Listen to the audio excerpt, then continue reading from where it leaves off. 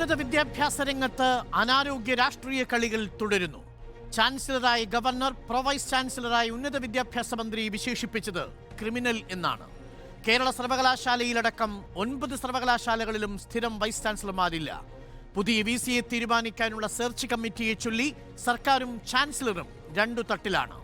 കേരള സർവകലാശാല ചരിത്രത്തിലാദ്യമായി ഒരു പ്രോ വൈസ് ചാൻസലർ VC മറികടന്ന് സെനറ്റ് യോഗത്തിൽ അധ്യക്ഷയായി.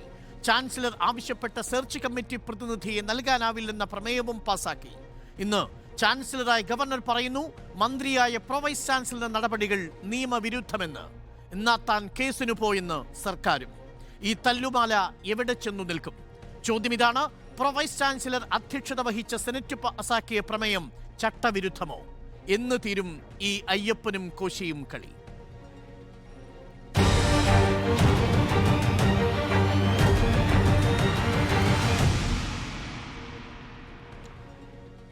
അതിഥികളായി നമുക്കൊപ്പം CPM പ്രതിനിധിയും കേരള സർവകലാശാല സിൻഡിക്കേറ്റ് അംഗവുമായ ഷിജു ഖാൻ, സേവി യൂണിവേഴ്സിറ്റി ഫോറത്തിന്റെ പ്രതിനിധി ഷാജിർ ഖാൻ, BJPയിൽ നിന്നും യുവരാജ് ഗോകുൽ എന്നിവർ. ആദ്യം ഷിജു ഖാനിലേക്ക്.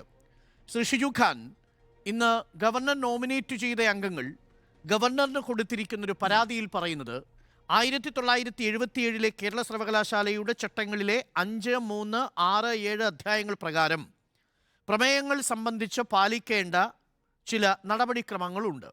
ആ നടപടിക്രമങ്ങൾ പറയുന്നത് പ്രമേയം സംബന്ധിച്ച അന്തിമാധികാരം വൈസ് ചാൻസലർക്കാണ്. എന്നിരിക്കെ ആ അധികാരത്തെ കവർന്നെടുത്ത് ചാൻസലർക്ക് പോലും നൽകാത്ത അധികാരം മന്ത്രി പ്രയോഗിക്കാൻ ശ്രമിച്ചത് രാജ്യത്തെ നിയമത്തോടുള്ള തികച്ച അനാദരവും അനുസരണക്കേടുമാണ്. അതുകൊണ്ടാണ് ഗവർണർ ഇന്ന് ഉന്നത വിദ്യാഭ്യാസ മന്ത്രി കൂടിയായ പ്രോ വൈസ് ചാൻസലർ നടപടി നിയമവിരുദ്ധം എന്ന് മാധ്യമങ്ങളോട് പറഞ്ഞത്. എന്താണ് മറുപടി?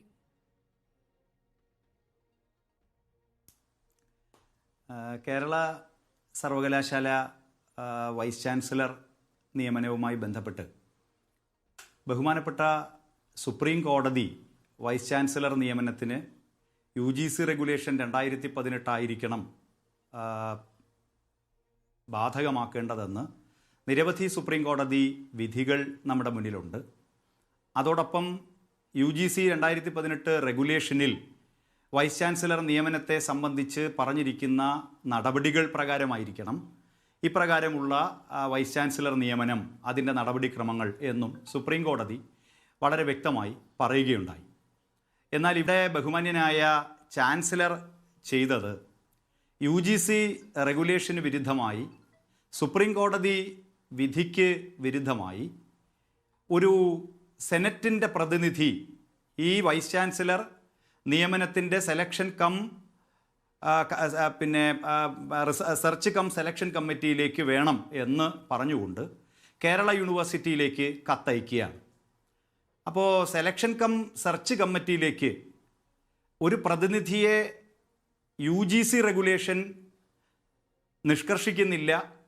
സുപ്രീം കോടതി വിധി അങ്ങനെ ഒരു പ്രതിനിധിയെക്കുറിച്ച് സൂചിപ്പിക്കുന്നുമില്ല. UGC റെഗുലേഷൻ 2018 പ്രകാരം മാത്രമേ വൈസ് ചാൻസലർ നിയമനങ്ങൾ നടപ്പിലാക്കാവൂ എന്ന സുപ്രീം കോടതി വിധി ഉള്ളപ്പോൾ ഏത് വ്യവസ്ഥ പ്രകാരമാണ് ഒരു സെനറ്റിൻ്റെ പ്രതിനിധിയെ ചാൻസലർ ആവശ്യപ്പെട്ടത് എന്നത് പ്രസക്തമായ ഒരു ചോദ്യമാണ്. രണ്ടാമത്തെ വിഷയം, ഇപ്പോൾ കേരള യൂണിവേഴ്സിറ്റി രണ്ടാമത്തെ വിഷയത്തിലേക്ക് വരുന്നതിന് മുൻപ് അതിനകത്തൊരു ഷിജു ഖാൻ, നിലവിലിരിക്കുന്ന കേരള സർവകലാശാല നിയമം അനുസരിച്ച് വൈസ് ചാൻസലർ നിയമനത്തിന് ഒരു സെർച്ച് കം സെലക്ഷൻ കമ്മിറ്റി വേണം. ആ നിയമ ഭേദഗതി പ്രസിഡന്റിൻ്റെ പക്കലാണ് ഇപ്പോഴുള്ളത്. പ്രസിഡന്റിൻ്റെ ഒപ്പിടാത്തിടത്തോളം കാലം, അത് തിരിച്ചയക്കാത്തിടത്തോളം കാലം അത് നിയമമായി നമുക്ക് പരിഗണിക്കാൻ കഴിയില്ല. അപ്പോൾ നാട്ടിൽ നിലവിലിരിക്കുന്ന ഒരു നിയമത്തിൻ്റെ അടിസ്ഥാനത്തിലാണ് ചാൻസലർ കൂടിയായ ഗവർണർ സെർച്ച് കം സെലക്ഷൻ കമ്മിറ്റിയിലേക്ക് യൂണിവേഴ്സിറ്റിയുടെ പ്രതിനിധിയെ വേണമെന്ന് ആവശ്യപ്പെട്ടത്. 2018 UGC റെഗുലേഷൻ ആ നിയമ ഭേദഗതിക്ക് ശേഷം മാത്രമല്ലേ പ്രാബല്യത്തിൽ വരൂ? അരുണ്, ഈ പല ആളുകളും നമ്മുടെ മീഡിയ ഫ്രട്ടേണിറ്റിയിൽ നിന്നൊക്കെ ഞങ്ങളോട് ചോദിക്കുന്ന ഒരു ചോദ്യമാണ്. യഥാർത്ഥത്തിൽ സ്റ്റേറ്റ് യൂണിവേഴ്സിറ്റികളുടെ ആക്ടിന് മുകളിലാണ് UGC റെഗുലേഷൻ എന്ന് സുപ്രീം കോടതിയുടെ നിരവധി വിധികളിൽ പറയുകയുണ്ടായി. ഇപ്പോൾ ജസ്റ്റിസ് MR ഷായും CT രവികുമാറും പുറപ്പെടുവിച്ച ഈ രാജശ്രീ വൈസ് ചാൻസലറായിരുന്ന കേസിലെ വിധി അങ്ങ് ശ്രദ്ധിച്ചിട്ടുണ്ടാകും. അത് ടെക്നോളജിക്കൽ യൂണിവേഴ്സിറ്റിയിലെ 2014 പാസാക്കിയ ആക്ടിനെ സംബന്ധിച്ചാണ്. ആ ആക്ടിൽ VC നിയമനവുമായി ബന്ധപ്പെട്ട് സെർച്ച് കമ്മിറ്റിയിൽ ചീഫ് സെക്രട്ടറിയും അതോടൊപ്പം AICTEയുടെ പ്രതിനിധിയും അതോടൊപ്പം യൂണിവേഴ്സിറ്റിയുടെ ഗവേണിംഗ് ബോഡിയുടെ പ്രതിനിധിയുമാണ് യൂണിവേഴ്സിറ്റി ആക്ട് പ്രകാരം ഉണ്ടായിരുന്നത്. എന്നാൽ അത് പാടില്ല. കാരണം 2018 റെഗുലേഷൻ പ്രകാരം മാത്രമേ സെർച്ച് കമ്മിറ്റിയിലേക്ക് തീരുമാനമെടുക്കാവൂ, VC നിയമനം പാടുള്ളൂ എന്ന് ബഹുമാനപ്പെട്ട സുപ്രീം കോടതി വിധിച്ചു. ബഹുമാന്യായ രാജശ്രീ മാഡം ഈ VC നിയമനത്തിൽ 2018 UGC റെഗുലേഷൻ പ്രകാരം സെർച്ച് കം സെലക്ഷൻ കമ്മിറ്റിയെ തീരുമാനിക്കുന്നത് എങ്ങനെയാണ് എന്നുകൂടി ഒന്ന് വിശദീകരിച്ചാൽ നന്നായിരുന്നു. തീർച്ചയായിട്ടും 2018 UGC റെഗുലേഷൻ കൃത്യമായും പറയുന്നത് ഈ search search cum selection committee ഉണ്ടായിരിക്കണം. ആ സെർച്ച് കം സെലക്ഷൻ കമ്മിറ്റിയിൽ UGCയുടെ ഒരു പ്രതിനിധി ഉണ്ടായിരിക്കണം. ആ സെർച്ച് കം സെലക്ഷൻ കമ്മിറ്റി 3 മുതൽ 5 വരെയുള്ള ഒരു പാനലിന് രൂപം കൊടുക്കണം.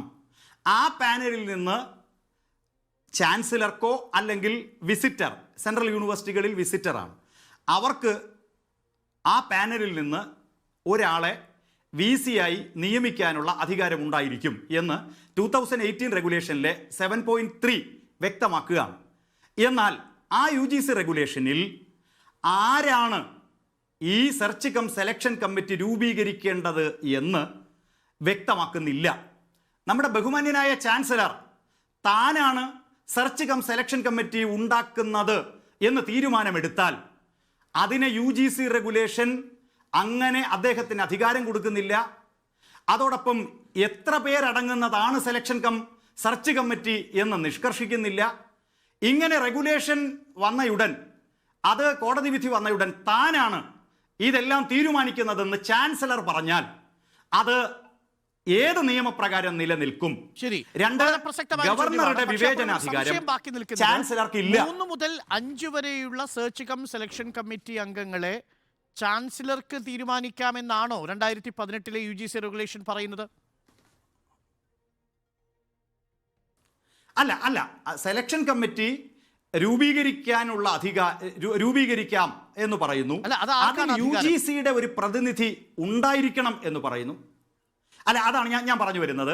അതായത് ഈ റെഗുലേഷന് ശേഷം ചില നിയമപ്രശ്നങ്ങൾ രാജ്യത്താകമാനം ഉണ്ടായല്ലോ.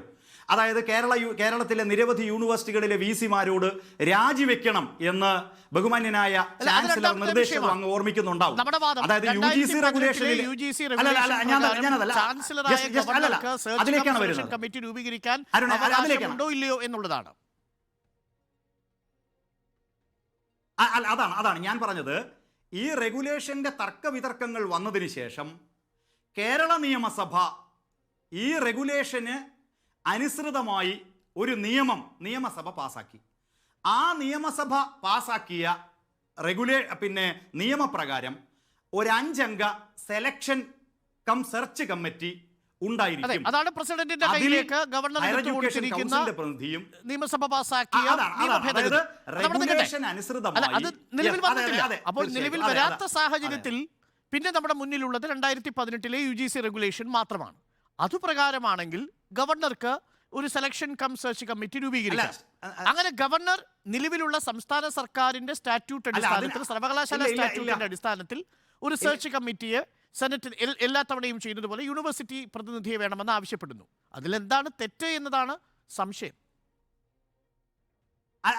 അല്ല അരുണെ, ഞാൻ ജസ്റ്റ് അങ്ങ് ശ്രദ്ധിക്കണം. അതായത് റെഗുലേഷൻ, ഞാനത് ഒന്നുകൂടെ പറയാം. റെഗുലേഷൻ 7.3 വൈസ് ചാൻസലറെ സംബന്ധിച്ച് പറയുന്ന ഒരു ഭാഗം, ദയവ് ഇത് ക്ലാരിറ്റിക്ക് വേണ്ടി ഞാൻ വായിക്കാം.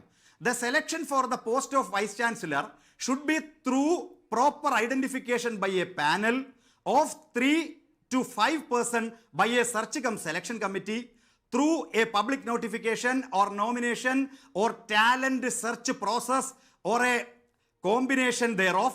The members of such search cum selection committee shall be persons of eminence in the sphere of higher education and shall not be connected in any manner with the university concerned or its colleges.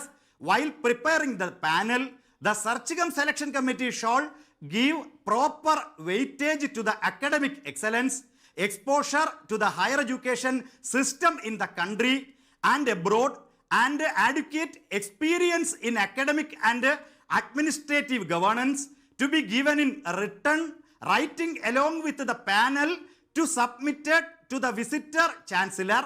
One member, the search cum selection committee, shall be nominated by the chairman, UGC, for selection of vice chancellor of state, private and deemed to be universities. എന്ന് പറഞ്ഞാൽ വ്യക്തമാണ്, ഈ search cum selection committee രൂപീകരിച്ച് ഒരു panel ഉണ്ടാക്കിയാൽ അടുത്ത ഭാഗം മൂന്നാമത്തെ പോയിന്റിൽ 2 വരി, the visitor chancellor shall appoint the vice chancellor out of the panel of names recommended by the search cum selection committee.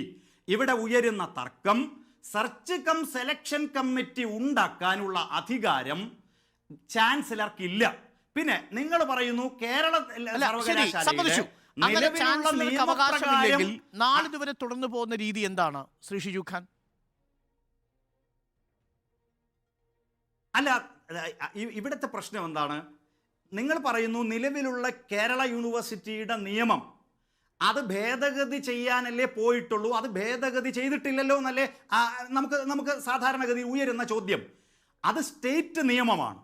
ഇവിടെ ടെക്നോളജിക്കൽ യൂണിവേഴ്സിറ്റിയുടെ വൈസ് ചാൻസലർ നിയമനത്തിൻ്റെ കാര്യത്തിൽ പ്രൊഫസർ രാജശ്രീയെ തലസ്ഥാനത്ത് നിന്ന് മാറ്റുന്ന കാര്യത്തിൽ സുപ്രീം കോടതി പറഞ്ഞത് ഇപ്രകാരമുള്ള സെർച്ച് കമ്മിറ്റിയെ അംഗീകരിക്കുന്നില്ല.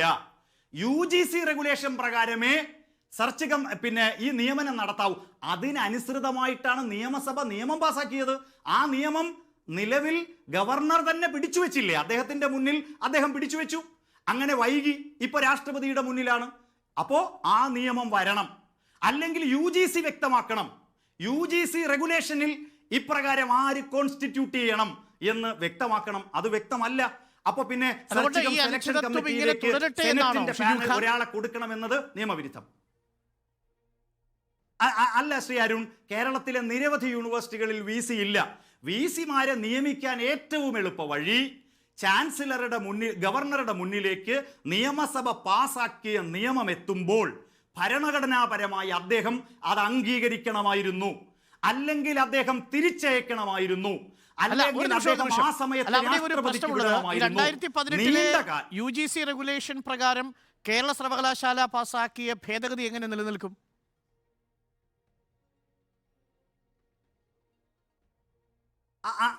ഹലോ, കേൾക്കാമെങ്കിൽ. അതായത് അങ്ങ് കേൾക്കുന്നുണ്ടോ? എനിക്ക് കേൾക്കാം. അതായത് UGC റെഗുലേഷൻ എത്ര അംഗങ്ങളാണെന്ന് പറയുന്നില്ല, അല്ല 3 മുതൽ 5 വരെ 3 to 5 മെമ്പേഴ്സ് അടങ്ങുന്നൊരു, അതെ 3 to 5 3 മുതൽ 5 വരെയുള്ള അംഗങ്ങളുടെ ഒരു പാനൽ ഉണ്ടാക്കണം എന്നാണ് പിന്നെ UGCയുടെ റെഗുലേഷൻ പറയുന്നത്. ഇവിടെ കേരള നമുക്കറിയാലോ, സംസ്ഥാന സർവകലാശാലകളെ സംബന്ധിച്ച് ഒരു നിയമം ഉണ്ടാക്കാനുള്ള അധികാരം സംസ്ഥാന ഗവൺമെന്റുകൾക്കുണ്ട്. റെഗുലേഷന് വിരുദ്ധമല്ലാതെ, സെൻട്രൽ നിയമത്തിന് വിരുദ്ധമല്ലാതെ. UGC ഇപ്രകാരം ഒരു കാര്യത്തിൽ സൈലന്റ് ആണെങ്കിൽ അതിലൊന്നുകിൽ UGC വ്യക്തത വരുത്തണം, അല്ലെങ്കിൽ സ്റ്റേറ്റ് ഒരു നിയമം ഉണ്ടാക്കി ആ നിയമം പ്രാബല്യത്തിൽ വരും, അല്ലെങ്കിൽ സെൻട്രൽ ലെജിസ്ലേഷൻ വരും. കമ്മിറ്റിയെ തീരുമാനിക്കുന്നത് സംസ്ഥാന സർക്കാരാണല്ലോ.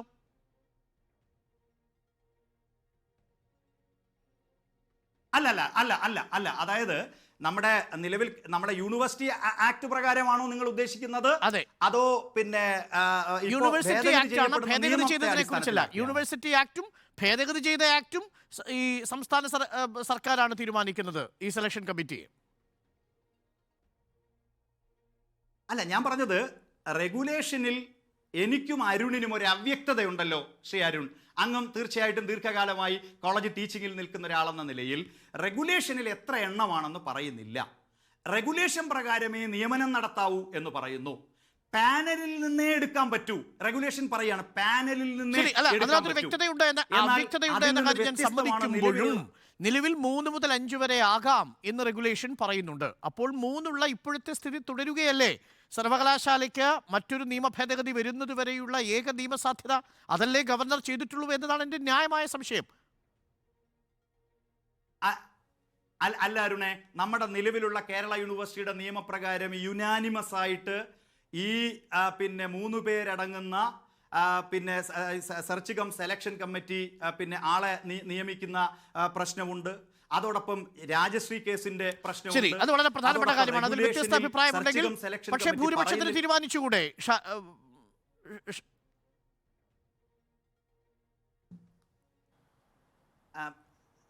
ഹലോ ഷിജു ഖാൻ, അതിൽ ഭൂരിപക്ഷമുണ്ടെങ്കിൽ, അഭിപ്രായ വ്യത്യാസമുണ്ടെങ്കിൽ ഭൂരിപക്ഷത്തിന് തീരുമാനമെടുക്കാമല്ലോ. അല്ല ശ്രീ അരുൺ, അതായത് ഒരു സ്റ്റേറ്റ് ഗവൺമെന്റിന്റെ നിയമം, ഒരു ബില്ല് പാസ്സാക്കിയാൽ അത് ഗവർണറുടെ അടുത്തെത്തുമ്പോൾ എനിക്ക് ഷിജു ഖാൻ ഒരു അഭിപ്രായ വ്യത്യാസവുമില്ല. ഗവർണർ നിയമസഭ അവഹേളിച്ചു എന്ന് നേരത്തെ സ്പീക്കർ തന്നെ പറഞ്ഞിട്ടുണ്ട് ഈ വിഷയത്തിൽ. അതുകൊണ്ട് അക്കാര്യത്തിൽ എനിക്ക് സംശയമില്ല. പക്ഷേ നമ്മുടെ ചോദ്യം ഇതാണ്, നിലവിലിരിക്കുന്ന നിയമപ്രകാരം 3 അംഗങ്ങളുള്ള സെലക്ഷൻ കം സെർച്ച് കമ്മിറ്റിയുടെ പാനൽ അത് സർക്കാരാണ് തീരുമാനിക്കുന്നത്. അതിൽ യാതൊരു ബുദ്ധിമുട്ടും ഇല്ലാതിരിക്കെ ഈ ഗവർണർ നോമിനേറ്റ് ചെയ്യാൻ പോകുന്ന ആളിനെ കുറിച്ചുള്ള ഒരു ആശങ്കയിലാണ്. 3 പേരിൽ 2 പേർ, ഒന്ന് ചാൻസലറുടെയും ഒന്ന് UGCയുടെയും പ്രതിനിധിയായി വരുന്ന ഘട്ടത്തിൽ സ്വാഭാവികമായും ഗവർണർ ഉദ്ദേശിക്കുന്നയാളാണ്, ചാൻസലർ ഉദ്ദേശിക്കുന്നയാളായിരിക്കും VC ആവുക എന്നതല്ലേ യഥാർത്ഥത്തിലുള്ള രാഷ്ട്രീയ പ്രശ്നം ഷിജു ഖാൻ? അത് നമ്മൾ തുറന്നു പറഞ്ഞോളൂ. അല്ല, അങ്ങനെ ഒരു രാഷ്ട്രീയ പ്രശ്നത്തിന്റെ കാര്യമല്ല അരുണെ. അതായത് സ്റ്റേറ്റ് നിയമപ്രകാരം നിയമിക്കപ്പെട്ട ആളാണ് പ്രൊഫസർ രാജശ്രീ അരുൺ. സ്റ്റേറ്റ് നിയമപ്രകാരം ടെക്നോളജിക്കൽ യൂണിവേഴ്സിറ്റിയിൽ നിയമിക്കപ്പെട്ട ആളാണ്. UDFന്റെ 2014 കാലയളവിൽ പാസാക്കപ്പെട്ട നിയമമാണ്. അതിൽ പറഞ്ഞിരിക്കുന്ന പ്രകാരം നിയമനം നടത്തിയതിനാണ് സുപ്രീം കോടതി ജയശ്രീയെ വൈസ് ചാൻസലർ യഥാർത്ഥത്തിൽ നമ്മുടെ സർവകലാശാല നിയമം 2018 UGC റെഗുലേഷനുമായി ചേർന്നു പോകുന്നത് തന്നെയല്ലേ ഷിജു ഖാൻ? അല്ല അരുണെ, നമ്മളൊരു നിയമപ്രശ്നത്തെ, ഇപ്പോൾ ഞാൻ ഉദാഹരണം പറയുകയാണ്, അങ്ങ് ദീർഘകാലമായി ടീച്ചിങ് ആയി നിൽക്കുന്ന ഒരാളാണ്. ഇവിടെ ഒരാളെ നമ്മൾ വൈസ് ചാൻസലറായി വെക്കുന്നു. അത് ഏത് റെഗുലേഷനിൽ എവിടെയാണ് പറയുന്നത്? റെഗുലേഷൻ്റെ അടിസ്ഥാനത്തിൽ കേരള യൂണിവേഴ്സിറ്റി നിയമം ഭേദഗതി ചെയ്തിട്ടുണ്ടോ?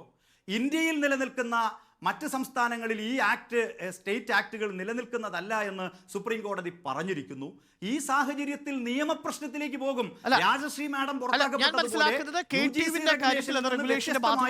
കേരള സർവകലാശാല നിയമം ഈ റെഗുലേഷന് വിരുദ്ധമല്ല എന്നാണ് ഞാൻ മനസ്സിലാക്കുന്നത്. തെറ്റുണ്ടെങ്കിൽ അങ്ങേക്ക് തിരുത്താം അടുത്ത റൗണ്ടിൽ. എനിക്ക് മറ്റു പ്രതിനിധികൾക്കൊപ്പം ഷാജിർ ഖാൻ സേവ് യൂണിവേഴ്സിറ്റി ഫോറത്തിന്റെ പ്രതിനിധിയുണ്ട്, BJP പ്രതിനിധി യുവരാജ് ഗോകുലുമുണ്ട്. യുവരാജ് ഗോകുൽ, ഈ ഗവർണർ ഉന്നത വിദ്യാഭ്യാസ മന്ത്രി കൂടിയായ വൈസ് ചാൻസലറെ എന്ന് വിശേഷിപ്പിച്ചത് ക്രിമിനൽ എന്നാണ്. ഉന്നത വിദ്യാഭ്യാസ രംഗത്ത് ഇത്രയും അധികം നേട്ടങ്ങൾ സ്വന്തമാക്കിയിരിക്കുന്ന ഒരു സംസ്ഥാനം എന്നുള്ളത് പോകട്ടെ, ഇങ്ങനെയൊക്കെയാണ് ഒരു ചാൻസലർ വൈസ് ചാൻസലറെ മാധ്യമങ്ങൾക്ക് മുന്നിൽ അഭിസംബോധന ചെയ്ത് സംസാരിക്കേണ്ടത്. നമുക്ക് ഈ പ്രമേയത്തിലേക്ക് രണ്ടാമത് വരാം. ഗവർണർ മിതത്വം പാലിക്കേണ്ടിയിരുന്നില്ലേ? തൻ്റെ പദവി തന്നെ അനുവദിക്കുന്നില്ല, നിലവാരം തന്നെ അനുവദിക്കുന്നില്ല, ഗവർണർക്ക് മറുപടി നൽകാൻ എന്നാണ് വൈസ് ചാൻസലർ പറഞ്ഞത്. ഗവർണർ ഇങ്ങനെ കണ്ണിൽ ഈ വൈസ് ചാൻസലറെ ബ്ലഡി ക്രിമിനൽ എന്ന് വിളിക്കുന്നു. ഇപ്പോഴിതാ ഉന്നത വിദ്യാഭ്യാസ വകുപ്പ് മന്ത്രിയെ പ്രോ ചാൻസലറെ വിളിക്കുന്നു. ഇതെന്താണ് ഗവർണർക്ക് സംഭവിക്കുന്നത്? അദ്ദേഹം ഒരു ചാൻസലർ അല്ലേ ഉന്നത വിദ്യാഭ്യാസ സ്ഥാപനത്തിന്റെ?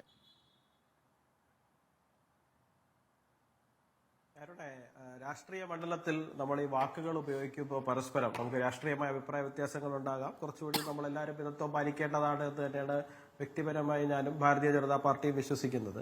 പക്ഷേ നിലവിൽ കേരളത്തിലെ സാഹചര്യത്തിൽ നമ്മൾ രാഷ്ട്രീയം കുറച്ച് നാളായിട്ട് നമ്മൾ ഒബ്സർവ് ചെയ്യുമ്പോൾ നമുക്ക് മനസ്സിലാവുമല്ലോ എന്താണ് കേരളത്തിൽ നടന്നുകൊണ്ടിരിക്കുന്നതെന്ന്.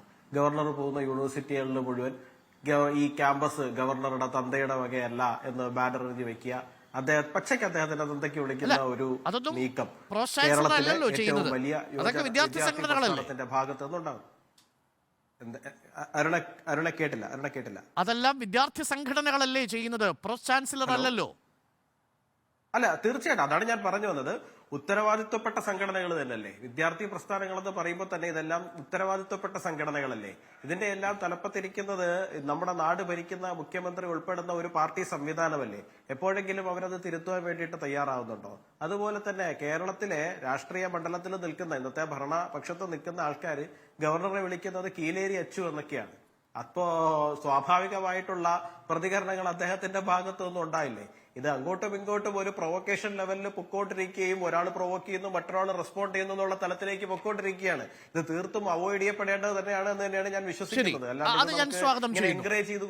ഗവർണർ വിളിച്ച ക്രിമിനൽ എന്നുള്ളതും തിരിച്ച് ഗവർണറെ അധിക്ഷേപിക്കുന്നതും നമ്മുടെ സംസ്കാരത്തിന് ചേർന്നതല്ല എന്ന യുവരാജിന്റെ അഭിപ്രായത്തെ ഞാൻ സ്വാഗതം ചെയ്യുന്നു. പക്ഷെ അപ്പോഴും യുവരാജ് ഒരു പ്രധാനപ്പെട്ട പ്രശ്നമുള്ളത് ഇതാണ്. കേരള സർവകലാശാലയുടെ സ്റ്റാറ്റ്യൂട്ട് അനുസരിച്ച് സെക്ഷൻ 8(2) പ്രകാരം പ്രോ വൈസ് ചാൻസലർക്ക് ചാൻസലറുടെ അഭാവത്തിൽ അധ്യക്ഷത വഹിക്കാം സെനറ്റ് യോഗത്തിന്. ആ അധ്യക്ഷത വഹിച്ച് സെനറ്റ് യോഗം എടുക്കുന്നൊരു പ്രമേയം നിലവിൽ അധ്യക്ഷത വഹിക്കുന്ന പ്രോ ചാൻസലർക്ക് അംഗീകരിക്കുകയും ആവാം. അതിലെന്താണ് തെറ്റ്? അത് അങ്ങനെ അങ്ങ് പറഞ്ഞു പോകാൻ കഴിയുന്ന ഒന്നാണെന്ന് ഞാൻ വിശ്വസിക്കുന്നില്ല അരുണേ. കാരണം എന്താന്ന് പറഞ്ഞു കഴിഞ്ഞാൽ, ഒന്ന്, ഗവർണറുടെ അഭാവത്തിൽ പ്രോ വൈസ് ചാൻസലർക്ക് അധ്യക്ഷത ഏറ്റെടുക്കണമെന്നുണ്ടെങ്കിൽ ഗവർണർ ഓതറൈസ് ചെയ്യണം. ഗവർണർ എന്നല്ല, ചാൻസലർ ഓതറൈസ് ചെയ്യണം. ചാൻസലർ എന്ന് പറയുന്ന ആള് അതേ നഗരത്തിൽ തന്നെ ഉള്ള സമയത്ത് അല്ലെങ്കിൽ അതേ സംസ്ഥാനത്ത് തന്നെ ഉള്ള സമയത്ത് അതെങ്ങനെയാണ് 2 ചാൻസലറായിട്ട് മാറും അവിടെ. അപ്പൊ ഗവർണർ ആരെയാണോ ഓതറൈസ് ചെയ്തിരിക്കുന്നത് ആ വ്യക്തിയാണ്, അതായത് ഇപ്പോൾ അവിടെ വൈസ് ചാൻസലർ ആയിരുന്നു എന്നാണ് ഞാൻ മനസ്സിലാക്കുന്നത്, അദ്ദേഹമാണ് അധ്യക്ഷത വഹിക്കേണ്ടത്. ഈ മിനിസ്റ്റർ പ്രോവിസി ആണ്. ആ പ്രോവിസി പലപ്പോഴും ഗവർണറുടെ അഭാവത്തിൽ അധ്യക്ഷത വഹിക്കുന്നത് ഞാൻ മനസ്സിലാക്കുന്നത് ഹോണറിന് ഡീലിറ്റ് പോലുള്ള കാര്യങ്ങളൊക്കെ കൊടുക്കുന്ന സമയത്താണ് അധ്യക്ഷത വഹിക്കുന്നത്. അല്ലാതെ ഇത്തരത്തിലുള്ള ഭരണപരമായ കാര്യങ്ങൾ തീരുമാനിക്കുന്ന സമയത്തല്ല അധ്യക്ഷത വഹിക്കുന്നത്. അത് മാത്രമല്ല, അതിനകത്ത് മറ്റൊരു ഗുരുതരമായ ഒരു പ്രശ്നം കൂടി ഉണ്ട് എന്നാണ് ഞാൻ മനസ്സിലാക്കുന്നത്. അതായത് ഇപ്പൊ കണ്ണൂർ VC പ്രൊഫസർ രവീന്ദ്രനാഥ് അദ്ദേഹത്തിനെ ആ തൽസ്ഥാനത്ത് നിന്ന് മാറ്റുന്ന സാഹചര്യം ഉണ്ടായത് എന്തുകൊണ്ടാണ്? ഗവൺമെന്റിന്റെ ഇന്റർഫറൻസ് വന്നു എന്നുള്ളത് കൊണ്ടാണ്. ഈ പറയുന്ന VC നിയമനവുമായിട്ട് ബന്ധപ്പെട്ടിട്ട് കണ്ണൂർ സർവകലാശാല VC നിയമിച്ചത് ആരാണ്? ഗോപിനാഥ് രവീന്ദ്രനെ. അല്ല, അത് ഗവർണർ തന്നെയാണ്.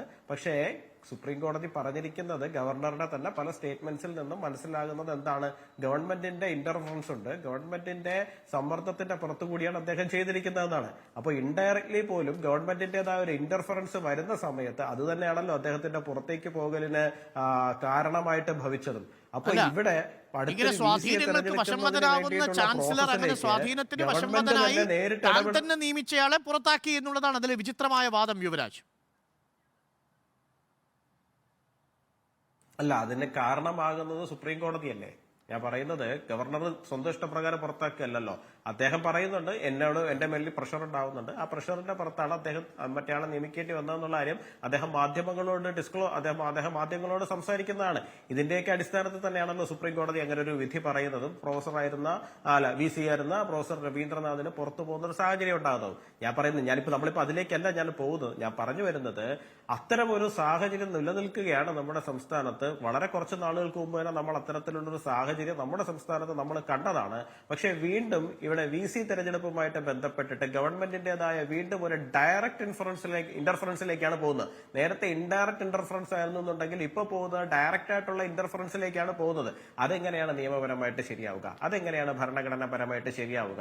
അവിടെ ഒരു വലിയ പ്രശ്നമില്ലേ? മാത്രവുമല്ല, മറുപടി പറയേണ്ടത് ഷിജു ഖാനാണ്. പക്ഷേ ഈ സ്റ്റേറ്റ് സർവകലാശാലയുടെ ചട്ടങ്ങൾ ഉണ്ടാക്കുന്നത് ആരാണ്? സ്റ്റേറ്റ് ഇത് ഈ വിദ്യാഭ്യാസം എന്ന് പറയുന്നത് കൺകറന്റ് ലിസ്റ്റിലുള്ളതല്ലേ. അത് കേന്ദ്രത്തിനും സ്റ്റേറ്റിനും ഒരുപോലെ അതിനകത്ത് പങ്കാളിത്തമുള്ളതാണ്. സംസ്ഥാന സർവകലാശാലയുടെ നിയമം ഉണ്ടാക്കാൻ കേന്ദ്രത്തിന് പറ്റില്ല. കേട്ടില്ലേ? അല്ല, അവരുടെ ആ നിയമം പ്രാബല്യത്തിൽ വന്നിട്ടുണ്ടോ? ഇല്ലല്ലോ. എന്താ പ്രാബല്യത്തിൽ വരാത്തത്? VC തെരഞ്ഞെടുപ്പുമായിട്ട് ബന്ധപ്പെട്ടിട്ട് സംസ്ഥാനം ഉണ്ടാക്കിയിരിക്കുന്ന നിയമം പ്രാബല്യത്തിൽ വന്നിട്ടുണ്ടോ? എന്താ പ്രാബല്യത്തിൽ വരാത്തത് യുവരാജ്? അല്ല, പ്രാബല്യത്തിൽ വരണമെന്നുണ്ടെങ്കിൽ പ്രസിഡന്റ് ഒപ്പിടണ്ടേ? പ്രസിഡന്റ് ഒപ്പിടണമായിരുന്നു സാധാരണ രീതിയിൽ. എത്ര നാൾ കൈവശം വെച്ചു ഗവർണർ? ഇങ്ങനെ ഉന്നത വിദ്യാഭ്യാസ രംഗത്ത് വളരെ നിർണായകമായ സംസ്ഥാന അല്ല, അരുണേ, സർവകലാശാലയെ അത് ബാധിക്കുന്ന ഒരു അരുണേ. സ്റ്റാറ്റ്യൂട്ട്, സർവകലാശാലയെ ബാധിക്കുന്ന ഒരു നിയമം സ്റ്റേറ്റ് നിയമസഭ പാസാക്കി ഗവർണറുടെ കയ്യിൽ കൊടുത്താൽ ഗവർണർ ചെയ്യേണ്ടതാണോ ചെയ്തത് യുവരാജ്? അല്ല, ഇവിടെ ഈ രണ്ട് ഭാഗം, അതാണ് ഞാൻ ആദ്യമേ പറഞ്ഞത്, രണ്ട് ഭാഗവും കുറച്ചുകൂടിയും മിതത്തോടു കൂടി ഈ വിഷയത്തെ കൈകാര്യം ചെയ്യേണ്ടതാണെന്ന് തന്നെയാണ് ഞാൻ വിശ്വസിക്കുന്നത്. പക്ഷേ ഇവിടെ നിലവിൽ കേരള സർവകലാശാലകളുമായിട്ട് ബന്ധപ്പെട്ടിട്ട്, പിൻവാതിൽ നിയമനങ്ങളുമായിട്ട് ബന്ധപ്പെട്ടിട്ട്, മറ്റൊരുപാട് വിഷയങ്ങളുമായിട്ട് അല്ല, അത് രണ്ടാമത് നമുക്ക് ചർച്ച ചെയ്യാം. പിൻവാതിൽ നിയമനം, പിൻവാതിൽ നിയമനം തടയാനൊന്നുമല്ലോ. സംസ്ഥാന നിയമസഭ പാസാക്കിയ ബില്ല് ഗവർണർ കുറെ കാലം തന്റെ അട്ടയിൽ വെക്കുന്നു, അതിനുശേഷം അതെടുത്ത് പ്രസിഡന്റിന്റെ കയ്യിൽ കൊടുക്കുന്നു. ഇതൊക്കെ സംഭവിച്ചത് നമ്മൾ കണ്ടതാണ്. എന്റെ ഒരു ചോദ്യത്തിന് കൂടി, 2018 UGC റെഗുലേഷൻ പ്രകാരം എങ്ങനെയാണ് ചാൻസലറായ ഗവർണർക്ക് search cum selection committee panel രൂപീകരിക്കാൻ കഴിയുക? അല്ല, അതിനകത്ത് ഗവർണർ രൂപീകരിക്കാൻ പാടില്ല, ചാൻസലർ രൂപീകരിക്കാൻ പാടില്ല എന്ന് പറഞ്ഞിട്ടില്ലല്ലോ. 3 to 5 സെർച്ച് കമ്മിറ്റി ഉണ്ടാക്കണം എന്നുള്ളതല്ലേ പറഞ്ഞിട്ടുള്ളൂ. ചാൻസലർ അതിനകത്ത് ഇടപെടാൻ പാടില്ല എന്ന് പറഞ്ഞിട്ടില്ലല്ലോ. അല്ല, ചാൻസലർ എങ്ങനെയാണ് search cum selection committee panel നിർദ്ദേശിക്കുക, പ്രതിനിധി ആവശ്യപ്പെടുക 2018 റെഗുലേഷൻ പ്രകാരം? അല്ല, ചാൻസലർ യൂണിവേഴ്സിറ്റിയുടെ ചാൻസലർ അല്ലേ. അപ്പൊ പിന്നെ ഇതാരാണ് നിയമക്കേണ്ടത്? അപ്പൊ ഇതുവരെ ആരാണ് ചെയ്തുകൊണ്ടിരുന്നത്? നിയമിക്കുന്നത് എപ്പോഴാണ്? ഒരു പ്രോസസ് എന്തായിരുന്നു നിയമിക്കുന്നത്? എപ്പോഴാണ്? ചാൻസലർ സെലക്ഷൻ സെർച്ച് കമ്മിറ്റി 3 അംഗങ്ങളെ കൊടുക്കുമ്പോൾ നിലവിൽ ചാൻസലർക്ക് അതിൽ തീരുമാനമെടുക്കാം, അങ്ങനെയല്ലേ? അല്ല, അത് തന്നെ. അതിനകത്തൊരു കമ്മിറ്റി ഫോം ചെയ്യപ്പെടട്ടെ. ആ കമ്മിറ്റി ഫോം ചെയ്യപ്പെടാൻ വേണ്ടിയിട്ടുള്ള ഒരു മീറ്റിംഗല്ലേ, സെനറ്റ് യോഗമല്ലേ വിളിച്ചിട്ടുള്ളൂ. അല്ലെ സെനറ്റ് അംഗങ്ങളും കൂടി അല്ലേ അതിനകത്ത് നോമിനേറ്റ് ചെയ്യേണ്ടത്? അല്ല, ചാൻസലർ ഈ UGC റെഗുലേഷൻ പ്രകാരം സെനറ്റ് അംഗങ്ങളുടെ പ്രതിനിധി വേണോ? സെനറ്റ് അംഗങ്ങളുടെ പ്രതിനിധി വേണ്ടേ? വേണ്ട. വേണ്ടെന്നാണോ? 2018 റെഗുലേഷനിൽ അങ്ങനെ പറയുന്നില്ല. ഞാൻ അതിനെക്കുറിച്ച് കണ്ടിട്ടില്ല. ശരി, താങ്കൾക്ക് അതിനെക്കുറിച്ച് ധാരണയില്ല. പക്ഷെ അപ്പോഴും ഷാജിദ് ഖാൻ, ഇത് വളരെ വിദഗ്ധമായ രീതിയിൽ ഇതിന് പിന്നിൽ ഒരു രാഷ്ട്രീയമായ താല്പര്യം ഇരു കൂട്ടർക്കുമുണ്ട് എന്നത് പകൽ പോലെ വ്യക്തമാണ്. നമ്മുടെ സർവകലാശാലയിൽ ഒരു വൈസ് ചാൻസലർ ഇല്ലാതായിട്ട് 1.5 വർഷം കഴിഞ്ഞിരിക്കുന്നു. കഴിഞ്ഞ ഒക്ടോബറിലാണ്, 2022 ഒക്ടോബറിലാണ് മഹാദേവൻ പിള്ള അവിടെ വൈസ് ചാൻസലർ സ്ഥാനത്ത് നിന്നും പോകുന്നത്. അതിനുശേഷം നമുക്കുള്ളൊരു താൽക്കാലിക VC-യാണ്. ഇപ്പോൾ എല്ലാം പരസ്പരം ഏറ്റുമുട്ടലിലെത്തുന്നു. പ്രോ ചാൻസലറെ ക്രിമിനൽ എന്ന് വിളിക്കുന്ന അവസ്ഥയിലേക്ക് വരെ എത്തുന്നു. സർവകലാശാലയുടെ വൈസ് ചാൻസലർ നിയമനം അവതാളത്തിലാവുന്നു. എന്താണ് യഥാർത്ഥത്തിൽ സംഭവിച്ചുകൊണ്ടിരിക്കുന്നത്? ആരാണ് ഈ ഒരു പ്രതിസന്ധിക്ക് ഉത്തരവാദി? അരുണെ, ഒന്നാമതായിട്ട് പറയട്ടെ, സർവകലാശാലകൾ സ്വതന്ത്രമായ സ്ഥാപനങ്ങളാണ്. അതിൻ്റെ സ്വയംഭരണാവകാശം, അത് അക്കാദമിക രംഗത്തുള്ള ആളുകൾ, എലക്ട് ചെയ്യപ്പെടുന്ന ആളുകൾ, അവരാണ് സർവകലാശാലകളുടെ മുഴുവൻ കാര്യങ്ങളും തീരുമാനിക്കേണ്ടത്.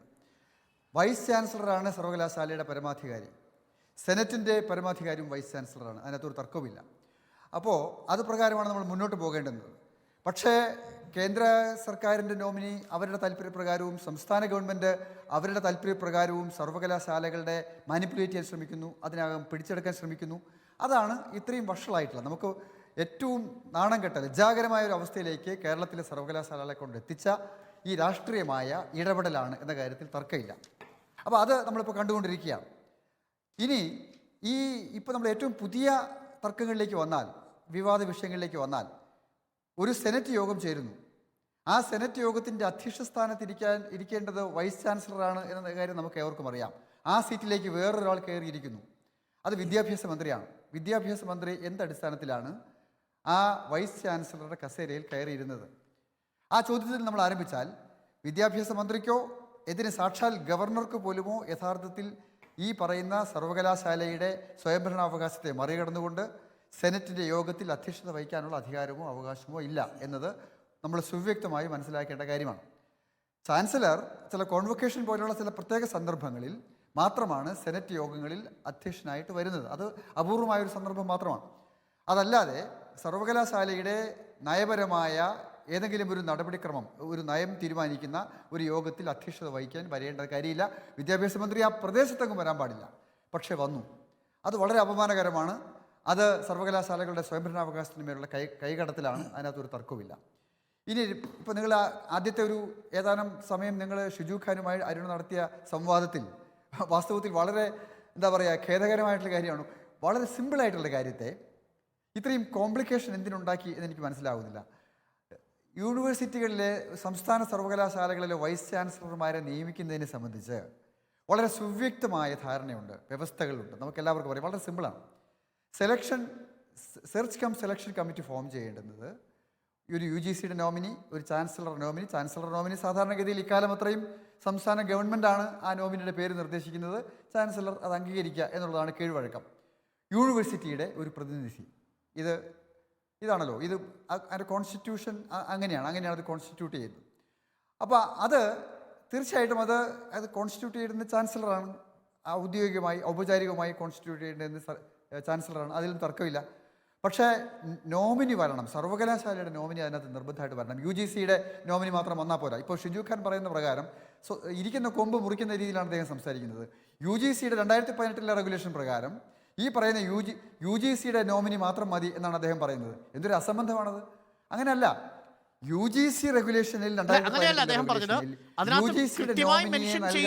UGCയുടെ പ്രതിനിധിയെ മാത്രമാണ്, ബാക്കിയുള്ള 3 അതിലധികമോ അംഗങ്ങൾ ആരൊക്കെയാണ് എന്ന് റെഗുലേഷൻ വ്യക്തമാക്കുന്നില്ല. അതാണ് ഷിജു ഖാന്റെ വാദം. അല്ല, അതാണ് ഞാൻ പറയുന്നത്. ആ വാദത്തെക്കുറിച്ച് ഞാൻ പറയുന്നത് അതൊരു അസംബന്ധമാണ്.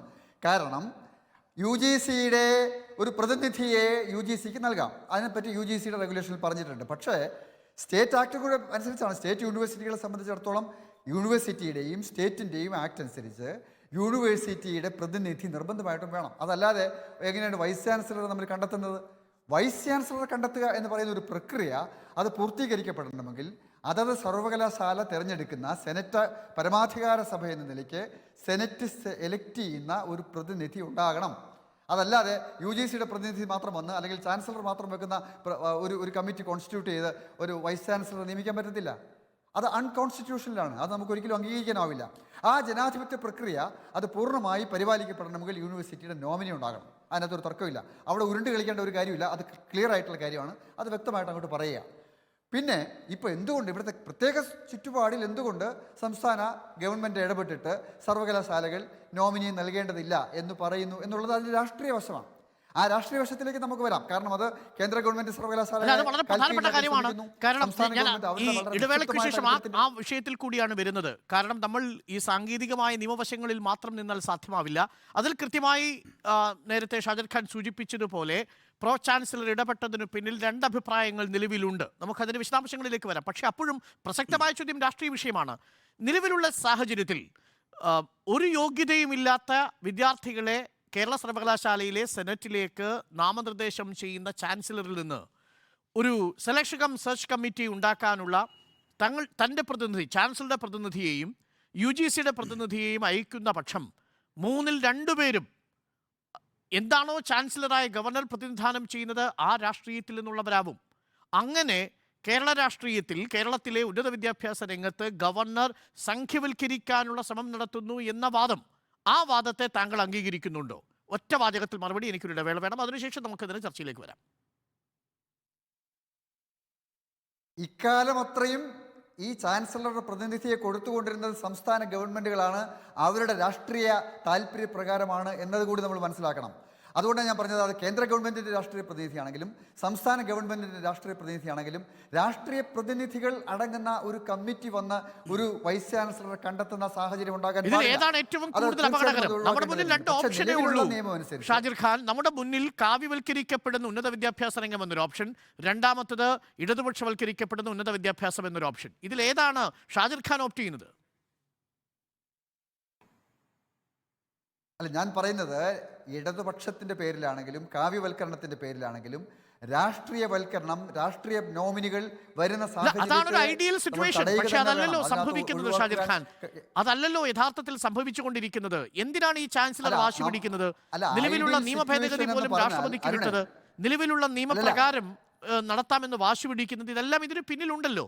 നമ്മൾ ജീവിക്കുന്നതൊരു കാൽപ്പനികമായ ആദർശവൽകൃത ലോകത്തിലൊന്നുമല്ലല്ലോ. അരുൺ, അല്ലല്ല, ഗവർണർ നടത്തിക്കൊണ്ടിരിക്കുന്ന നടപടികളെ നിശ്ചിതമായി ഞങ്ങൾ വിമർശിക്കുക തന്നെ വേണം. കാരണം ഈ ഗോപിനാഥ് രവീന്ദ്രൻ്റെ നിയമനം വരെയുള്ള കാര്യങ്ങൾ പിണറായി സർക്കാരിൻ്റെ നിർദ്ദേശപ്രകാരം ചെയ്തു കൊടുത്ത മാന്യനാണല്ലോ ഗവർണർ. അപ്പോൾ അതുകൊണ്ട് അദ്ദേഹത്തിൻ്റെ നടപടികൾ, അദ്ദേഹത്തിൻ്റെതായ രാഷ്ട്രീയ താല്പര്യങ്ങളുണ്ട്. ആ രാഷ്ട്രീയം അടിച്ചേൽപ്പിക്കാൻ അദ്ദേഹം ശ്രമിക്കുന്നു. മറുഭാഗത്ത് ഏകദേശം അത്രയും തന്നെ സങ്കുചിതമായ ശരി, താങ്കളിലേക്ക് വന്നാൽ ഈ 2018 UGC റെഗുലേഷന് വിരുദ്ധമായി ഒരു നിയമനം നടത്തുക സാധ്യമാണോ ചാൻസലർക്ക്?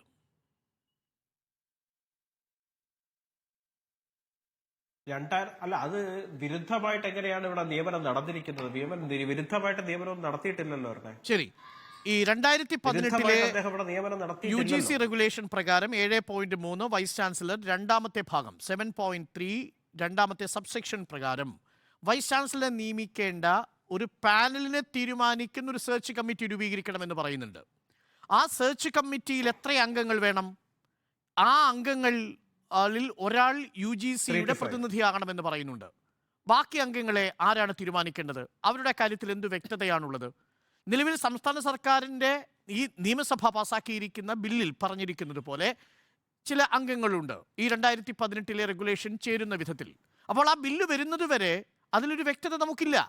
അപ്പോൾ ആ ഘട്ടത്തിലാണ് ഈ ചാൻസലറുടെ ഈ തിടുക്കപ്പെട്ടുള്ള നിയമനം സംശയം ജനിപ്പിക്കുന്നത്. യുവരാജ്, അതിനെയാണ് പ്രോ ചാൻസലർ കൂടി പങ്കെടുത്ത സെനറ്റ് യോഗം അപലപിച്ചതും പ്രമേയം പാസാക്കിയത്. അല്ല, അതിനകത്ത് എതിരഭിപ്രായമുണ്ട് എന്നുണ്ടെങ്കിൽ അരുണെ, അതിൻ്റെതായ രീതിയിൽ അതിനെ പോയി ചലഞ്ച് ചെയ്യാനുള്ള നിയമപരമായ വഴികൾ നമ്മുടെ നാട്ടിലുണ്ട്. അതിനെ എതിർക്കെ ഇപ്പൊ സംസ്ഥാന സർക്കാരിനോ CPM-നെ സംബന്ധിച്ചിട്ടോ അതിനോടൊരു എതിരഭിപ്രായമുണ്ട് എന്നുണ്ടെങ്കിൽ ആ എതിരഭിപ്രായം അവർക്ക് എക്സ്പ്രസ് ചെയ്യാനും അതിനെ സ്റ്റോപ്പ് ചെയ്യിക്കാനും നിയമപരമായ എത്രയോ വഴികൾ നമ്മുടെ നാട്ടിലുണ്ട്. അതിന് എല്ലാ നിയമങ്ങളെയും തെറ്റിച്ചുകൊണ്ട് ക്ഷണിക്കപ്പെടാത്ത ഒരു സ്ഥലത്തേക്ക് പ്രോവിസി എന്നുള്ള അധികാരത്തിന്റെ ഇല്ലാത്ത അധികാരം ഉപയോഗിച്ചെന്ന് പറഞ്ഞാൽ തെറ്റില്ല. അവിടെ കയറി അധ്യക്ഷ പദവി അല്ലെങ്കിൽ റെഗുലേഷനിൽ പറയുന്നത് പോലെ ഈ സെർച്ച് കമ്മിറ്റിയിൽപ്പെട്ട അംഗങ്ങൾ അതാത് സർവകലാശാലകളുമായി ബന്ധപ്പെട്ടവരാകാൻ പാടില്ല എന്ന് വളരെ കൃത്യമായി പറയുന്നുണ്ട്.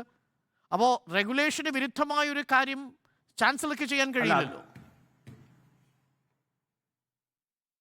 അല്ല, സെർച്ച് കമ്മിറ്റിയിലുമായിട്ട് ബന്ധപ്പെട്ടതിനകത്ത് രാഷ്ട്രീയമായിട്ട് കണക്ഷൻ ഉള്ളവർക്ക് പറ്റുമോ? ഇല്ലല്ലോ. ഗവൺമെന്റിന്റെ ഇന്റർഫറൻസ് പാടില്ല എന്ന് അതിനകത്തും പറയുന്നില്ലേ? പക്ഷെ അതിനെയും മറികടന്നുകൊണ്ടല്ലേ സംസ്ഥാന സർക്കാർ ഈ പറയുന്ന നിയമനങ്ങളിൽ പലതിലും ഇടപെടാൻ വേണ്ടിയിട്ട് ശ്രമിക്കുന്നത്. പിന്നെ മാത്രവുമല്ല, ഈ സെർച്ച് കമ്മിറ്റി ഇപ്പോ ഈ പറയുന്ന യൂണിവേഴ്സിറ്റിയുടെ ഭാഗത്ത് നിന്ന് ഒരു പേര് നോമിനി പോയിരുന്നാൽ തന്നെയും അത് ആ യൂണിവേഴ്സിറ്റിയുമായിട്ട് ബന്ധപ്പെട്ട ആളല്ല എന്നുള്ള കാര്യം ഉറപ്പുവരുത്തിയാൽ പോരെ. അതിനകത്ത് എന്താണ് ഇത്ര പ്രശ്നം ഇരിക്കുന്നത്? അല്ല, സെനറ്റ് റെപ്രസെന്റ് ചെയ്യുമ്പോൾ സർവകലാശാലയുമായി ബന്ധപ്പെട്ട ആളായില്ലേ? സർവകലാശാലയുടെ സെനറ്റിന്റെ പ്രതിനിധി എന്ന് പറഞ്ഞാൽ പിന്നെ ആരുടെ പ്രതിനിധിയാണ്? അല്ല, ഈ പറയുന്ന പർട്ടിക്കുലർ മെമ്പർ സെർച്ച് കമ്മിറ്റിയുമായിട്ടുള്ള മെമ്പർ ആ യൂണിവേഴ്സിറ്റിയുമായി ബന്ധമുള്ള ആളാകാൻ പാടില്ല എന്നുള്ളതല്ലേ പറഞ്ഞിരിക്കുന്നത്. വളരെ വ്യക്തമായി തന്നെ റെഗുലേഷനിൽ പറയുന്നത് എന്താണ്? റെഗുലേഷനിൽ പറയുന്നത് ഈ സെർച്ച് കമ്മിറ്റിയുടെ കാര്യമാണ്. ഞാൻ ഈ പാനലിന്റെ കാര്യമല്ല പറയുന്നത്. സെർച്ച് കമ്മിറ്റിയാണ് ആദ്യം കോൺസ്റ്റിറ്റ്യൂട്ട് ചെയ്യേണ്ടത്. ആ കമ്മിറ്റി കോൺസ്റ്റിറ്റ്യൂട്ട് ചെയ്യുന്നവരാണ് പാനലിലുള്ളവരെ കണ്ടെത്തേണ്ടത്. പാനലിലാണ് ഈ പറയുന്നത്. സെർച്ച് കമ്മിറ്റിയുടെ കാര്യം പറയുന്നു. ആ സെർച്ച് കമ്മിറ്റിയുടെ കാര്യം പറയുന്നത് ഇങ്ങനെയാണ്: shall not be connected in any manner with the university concerned എന്ന് പറഞ്ഞാൽ അതിന്റെ അർത്ഥം എന്താണ്? ആ യൂണിവേഴ്സിറ്റിയുമായി ബന്ധമുള്ള ഒരാളാകരുത്, അത്രയല്ലേ ഉള്ളൂ. ആ യൂണിവേഴ്സിറ്റിയിലുള്ള ഒരാളാകരുത്, സെർച്ച് കമ്മിറ്റിയിൽ വരുന്ന ആളെന്നല്ലേ ഉള്ളൂ. അല്ലാണ്ട് ഇപ്പൊ അതെ, സെനറ്റിൽ ഒരു പ്രപ്പോസൽ വെക്കുകയും സെനറ്റിൽ അത് അപ്രൂവൽ സെനറ്റാണ് അത് തെരഞ്ഞെടുക്കേണ്ട പരമാധികാര സഭയാണ് സെനറ്റ്. അല്ലല്ല, അവിടെ ഒരു പ്രശ്നം ഉണ്ടാവുന്ന അത് ആരാണ് തെരഞ്ഞെടുക്കേണ്ടതെന്ന് പറയുന്നില്ല 2018 റെഗുലേഷൻ പ്രകാരം. അവിടെയാണ് സെനറ്റ് തന്നെ തിരഞ്ഞെടുക്കുന്ന ഒരാളെ പ്രതിനിധിയായിട്ട് അയച്ചാൽ സെലക്ഷൻ കമ്മിറ്റിയിൽ വരുന്ന പ്രതിനിധി യൂണിവേഴ്സിറ്റിയുടെ പ്രതിനിധിയല്ലേ ഷാജർ ഖാൻ? യൂണിവേഴ്സിറ്റിയുടെ പ്രതിനിധി വരണം. സംസ്ഥാന റെഗുലേഷൻ പ്രകാരം യൂണിവേഴ്സിറ്റിയുടെ പ്രതിനിധി വരണം. റെഗുലേഷൻ പ്രകാരം UGCയുടെ പ്രതിനിധി ഉണ്ടല്ലോ. UGCയുടെ പ്രതിനിധി വേണമെന്ന് റെഗുലേഷൻ 2018 കൃത്യമായി വ്യവസ്ഥ ചെയ്യുന്നു. എന്നാൽ അതേ റെഗുലേഷനിൽ തന്നെ പറയുന്നു ഇൻ എനി മാനർ കണക്ട് ചെയ്യാൻ പാടില്ല സർവകലാശാലയുമായി. പിന്നെ ചാൻസലർ ആവശ്യപ്പെട്ടത് എന്താണ്? യൂണിവേഴ്സിറ്റിയുടെ പ്രതിനിധി വേണം എന്ന വ്യവസ്ഥ ഉള്ളത് കൊണ്ടാണല്ലോ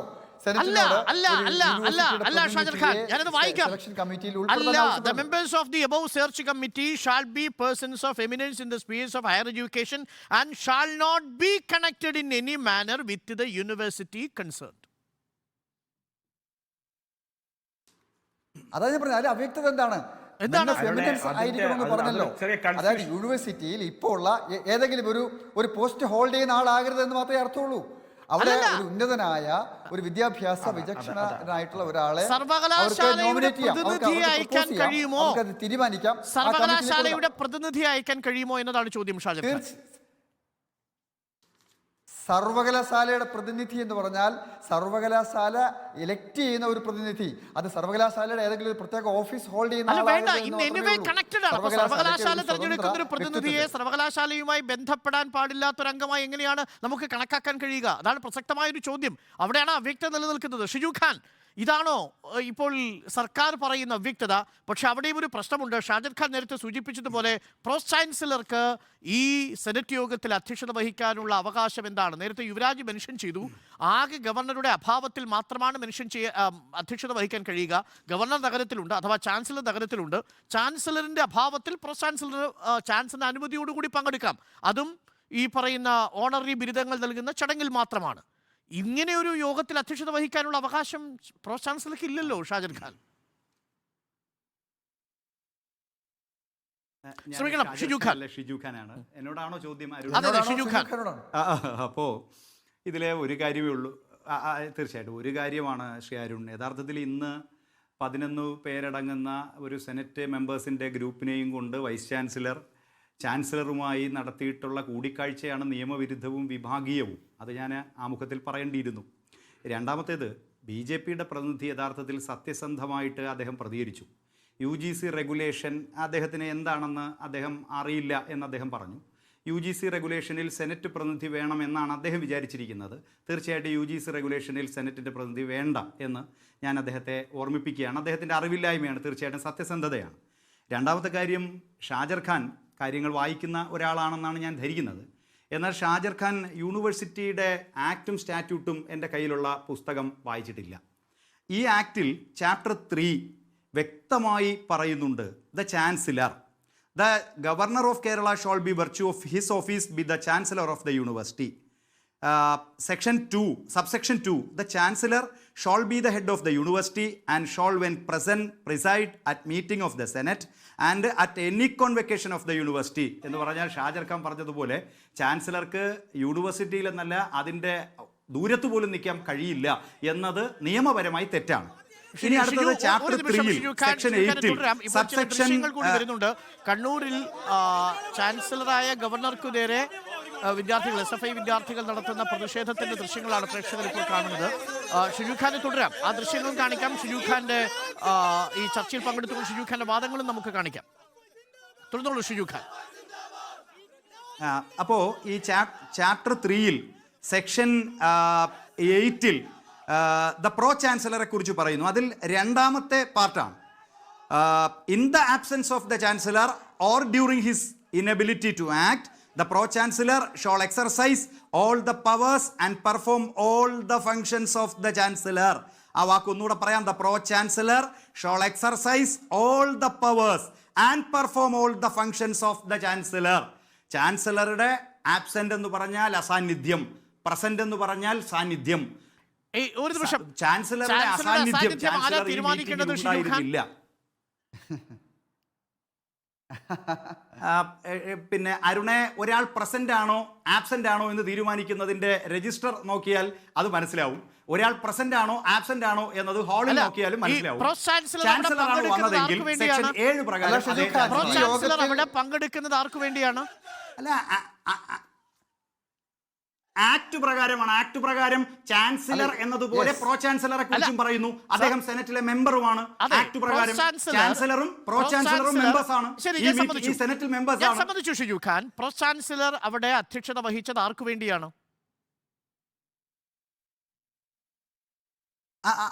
അതാണ് in the absence of the chancellor or during his inability to act the pro chancellor എന്ന് പറഞ്ഞാൽ ഞാൻ പറയാം. അതായത് ആസ് എ സെനറ്റ് മെമ്പർ, അല്ല ഞാൻ ഒന്ന് കേൾക്കൂ, ആസ് എ സെനറ്റ് മെമ്പർ ഒരാളും പ്രോ ചാൻസലറായ ഏതൊരാൾക്കും ഈ മീറ്റിംഗിൽ സെനറ്റിൽ പങ്കെടുക്കാം. ഷാജർ ഖാൻ പറഞ്ഞതുപോലെ പങ്കെടുക്കാൻ കഴിയില്ല എന്ന് കഴിയും. അത് വേറെ യൂണിവേഴ്സിറ്റി നിയമത്തിൽ തന്നെ സെനറ്റിൽ ആരൊക്കെ മെമ്പേഴ്സ് ആണെന്ന് വ്യക്തമായി പറയുന്നു. അതിൽ പ്രോ ചാൻസലർ മെമ്പറാണ്. ഈ യോഗം വൈസ് ചാൻസലർ ചെയർ ചെയ്യേണ്ട യോഗമാണ്. അല്ലല്ല, ചാൻസലറുടെ സാന്നിധ്യത്തിൽ തീർച്ചയായിട്ടും ഷിജു ഖാൻ അവരൊരു ഇതിൽ ex പ്രോ officio ചാൻസലർ അവിടെ Senate പങ്കെടുത്തത് member മാത്രമാണ് ചാൻസലറുടെ ഷിജു ഖാൻ. അസാന്നിധ്യത്തിൽ അവരൊരു ex ചാൻസലർക്ക് officio വേണ്ടി Senate അല്ലേ? member മാത്രമാണ്.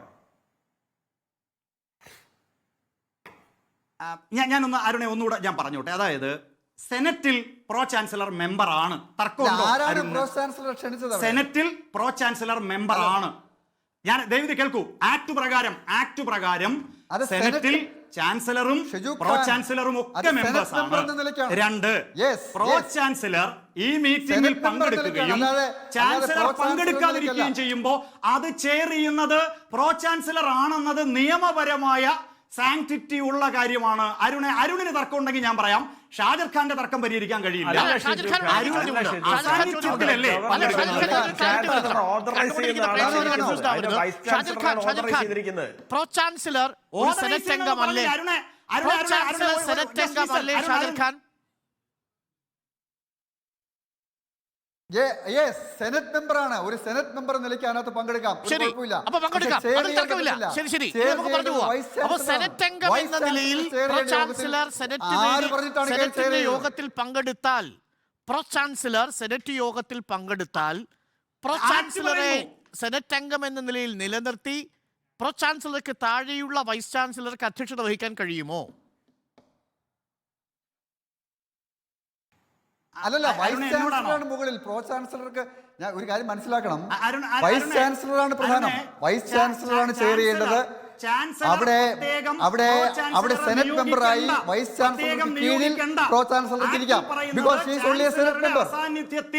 ചാൻസലറുടെ അസാന്നിധ്യത്തിൽ ചാൻസലർ ഡെപ്യൂട്ടി ചെയ്യേണ്ട, ചാൻസലർ അപ്പോയിന്റ് ചെയ്യേണ്ട, ചാൻസലർക്ക് യൂണിവേഴ്സിറ്റി ആക്ട് കൊടുക്കുന്ന എന്തൊക്കെ അധികാരങ്ങളുണ്ടോ, in the absence of chancellor or during his inability to act, the pro chancellor shall exercise all the powers and perform all the ഒരു നിമിഷം, അപകടകരമായ ഒരു വാദത്തിലേക്കാണ് നമ്മൾ പോകുന്നത്. ഷിജു ഖാൻ, ചാൻസലർ ഇന്നലത്തെ യോഗത്തിൽ പങ്കെടുത്തിരുന്നെങ്കിലോ? അതൊരു ഭാവനയിൽ നിന്നുള്ള ചോദ്യമാണ്. എന്താണോ അങ്ങനെയല്ല. ഇത് വെറുതെ ട്വിസ്റ്റ് ചെയ്യാണ്. ഷിജു ഖാൻ വെറുതെ ട്വിസ്റ്റ് ചെയ്യാണ്. എന്താണോ യൂണിവേഴ്സിറ്റി ആക്ട് പറയുന്നത് അതാണ്. അല്ലല്ല, ഷിജു ഖാൻ ഇത്രയേ ഉള്ളൂ ചോദ്യം. നമുക്ക് എല്ലാവർക്കും അറിയാമല്ലോ, വൈസ് ചാൻസലറുടെ അധികാരങ്ങളെയും അവകാശങ്ങളെയും കവർന്നെടുത്ത് വിദ്യാഭ്യാസ മന്ത്രി നടത്തിയ ആയിരിക്കും രാജ്യം ഭരിക്കുക എന്ന് പറഞ്ഞാൽ പ്രസിഡന്റ് ഉറങ്ങാൻ പോകുന്ന സമയത്ത് വൈസ് പ്രസിഡന്റ് രാജ്യം ഭരിക്കില്ല. കറക്റ്റ് അല്ലേ? എന്ന് പറഞ്ഞാൽ ഇൻ ദ ആബ്സെൻസ് എന്ന് പറഞ്ഞാൽ വിത്ത് ദ കൺവിവൻസ് എന്നാണ്. അനുമതിയോടുകൂടി, അറിവോടുകൂടിയുള്ള സാന്നിധ്യമാണ്. അരുണെ ഒന്ന് കേട്ടോ. നമുക്ക് അങ്ങ് പൊളിറ്റിക്കൽ സയൻസ് ആണ്. ഞാനും എൻ്റെ ഡിഗ്രി ക്ലാസ്സിൽ പൊളിറ്റിക്കൽ സയൻസ് പഠിച്ചിട്ടുണ്ട്. നിങ്ങൾ മനസ്സിലാക്കേണ്ടത് വിത്ത് പെർമിഷൻ ഓഫ് ചാൻസലർ എന്നൊരു വാക്ക് ഇതിനകത്ത് ഉണ്ടായിരുന്നെങ്കിൽ, വിത്ത് പെർമിഷൻ ഓഫ് ചാൻസലർ എന്നൊരു വാക്ക് ഉണ്ടായിരുന്നെങ്കിൽ നിങ്ങൾ പറയുന്നത് കറക്റ്റ് ആണ്. ചാൻസലറുടെ അനുമതി വേണം. ശരി, ആക്ടിൽ അത് പറയുന്നില്ല അരുണെ. ശരി, ആക്ടിന് മുകളിലല്ല ചാൻസലർ. ശരി, എന്നാൽ യൂണിവേഴ്സിറ്റി നിയമം 9(9) പറയുന്നത് എന്താണ്?